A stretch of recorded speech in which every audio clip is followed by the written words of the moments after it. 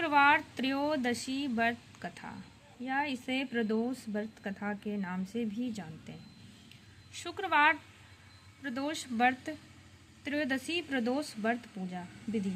सोम प्रदोष के समान ही इसमें श्वेत रंग खीर जैसे पदार्थ ही सेवन करने का विशेष महत्व होता है। सूत जी बोले, प्राचीन काल की बात है, एक नगर में 3 मित्र रहते थे। तीनों में ही घनिष्ठता मित्रता थी। उनमें एक राजकुमार, दूसरा ब्राह्मण पुत्र और तीसरा सेठ पुत्र था। राजकुमार हुआ ब्राह्मण पुत्र का विवाह हो चुका था। सेठ पुत्र का विवाह के बाद गोना नहीं हुआ था।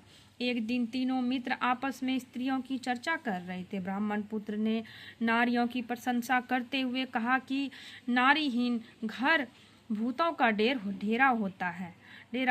सेठ पुत्र ने यह वचन सुनकर अपनी पत्नी को लाने का तुरंत निश्चय किया। सेठ पुत्र ने अपने घर गया और अपने माता पिता को अपना निश्चय बताया। उन्होंने बेटे से कहा कि इस समय शुक्र देवता डूबे हुए हैं। इन दिनों बहू बेटियों को उनके घर से विदा कर लाना शुभ नहीं होता है। अतः शुक्रोदय के बाद तुम अपनी पत्नी को विदा करा लाना। सेठ पुत्र अपनी जिद से डट से मस नहीं हुआ और अपनी ससुराल जा पहुंचा। सास ससुर को इसके इरादे का पता चला। उन्होंने भी उसको समझाने की कोशिश की, किंतु वह नहीं माना। उन्हें विवश हो अपनी कन्या को विदा करना पड़ा। ससुराल से विदा होकर पति पत्नी घर से निकले ही थे कि उनकी बैलगाड़ी का पहिया टूट गया और बैल की टांग टूट गई। पत्नी को भी काफी चोट आई। सेठ पुत्र ने आगे चलने का प्रयत्न जारी रखा। तभी डाकुओं से भेंट हो गई और वे सब धन संपत्ति लूट ले गए। सेठ पुत्र पत्नी सहित रोता पीटता अपने घर पहुंचा। जाते ही उसे सांप ने डस लिया। उसके पिता ने वैद्यों को बुलाया।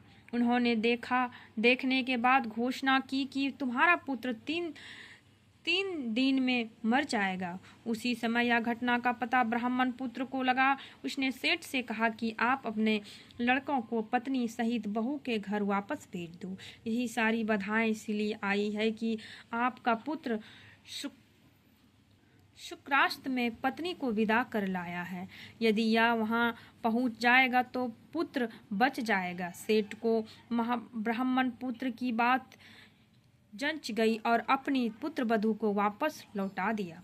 वहां पहुंचते ही सेठ पुत्र की हालत ठीक होने प्रारंभ हो गई। शेष जीवन सुख आनंद पूर्वक व्यतीत किया और अंत में वह पति पत्नी दोनों स्वर्गलोक को विमान द्वारा गए।